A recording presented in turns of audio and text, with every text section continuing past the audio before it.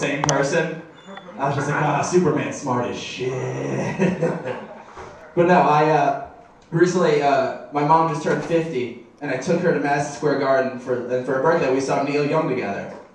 And it was wonderful, and I was sitting there, and I was like, oh, this is a beautiful moment. He came out, and he played like some loud rockin' tunes, or whatever cool people say about music. And so he comes out, and he's playing that, and then in the middle of the set, lights go down, and he comes out with an acoustic guitar, and it's just him. And he plays the song, Needle and the Damage Done. And I was like, oh, this is a beautiful song. I'm here with my mom, she's 50 and healthy. This is a great moment of my life. And I start to tear up a little bit. And then as soon as that happens, behind me, a guy just goes, hey, Neil, show us your dick! And ruined everything. Ruined the whole thing. Here's the worst part. Like, what? First of all, why does he want to see the third oldest penis in America right now? I don't get it. I don't understand. But as soon as he said that, I laughed really hard. Because I'm dumb too. I just keep quiet about it. I camouflage my idiocy. It's a wonderful thing to do. I grew up in a pretty racially diverse neighborhood, so for most of my life I didn't really see racism or anything like that. And then you go out in the world and you meet worse people, and then you see stuff like that. Like I was in New York City recently, and I just like you a lot. So no, it's quite alright. I want to see that picture of me. This is the only reason I'm here, is to look at me on the TV while I tell jokes.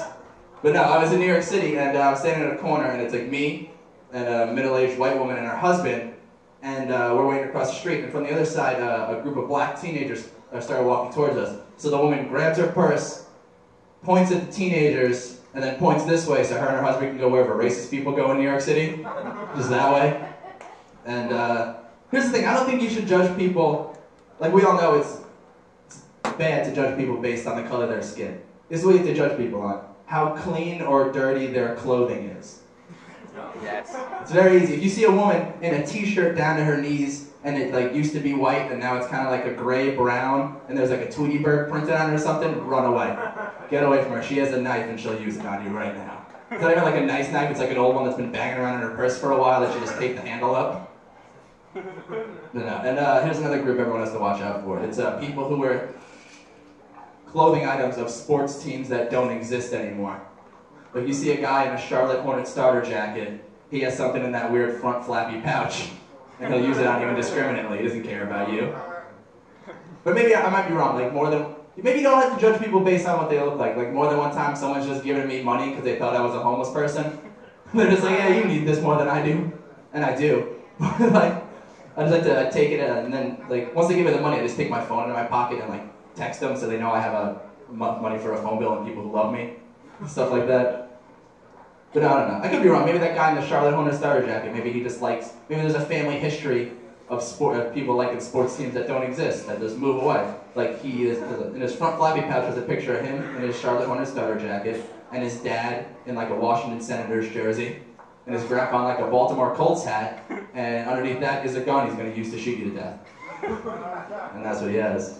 No, but I'm in New York City. I'm in New York City a good amount to perform, and I like to walk around a lot instead of taking the subway because you got to keep this body in shape somehow.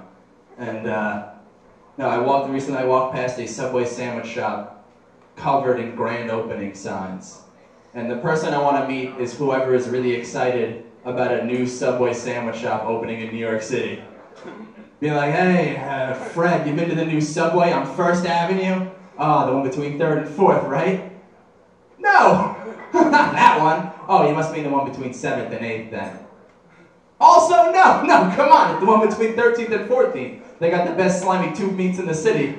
It's beautiful there. I'll let you know a little bit on my life. As an adult person with bills to pay, for a while I worked at a Subway sandwich shop, and that means 3 things about me. Number 1, I'm a certified sandwich artist. Number 2, thanks Mo. 2, I went to sandwich art school. And 3, my parents are sandwich disappointed in me. That's what that means. But no, I think with all my sandwich making expertise, I'm going to open up my own sub shop, and you guys can all sit really far away from me there too. And I'm going to make my own subs, and I'm going to name them all after like famous people. Do that thing, like the ham sandwich, which is the Mama Cass, and that one always gets a groan or nothing. And here's the big money maker. It's going to be the Elvis Presley, and it's not what you think it's going to be, which is not just pills on a roll.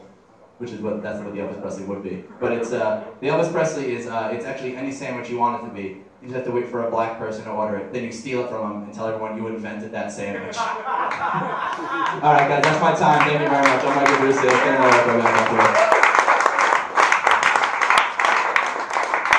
Put your hands together. He was pretty funny, Michael. All right, Mike. Unbelievable.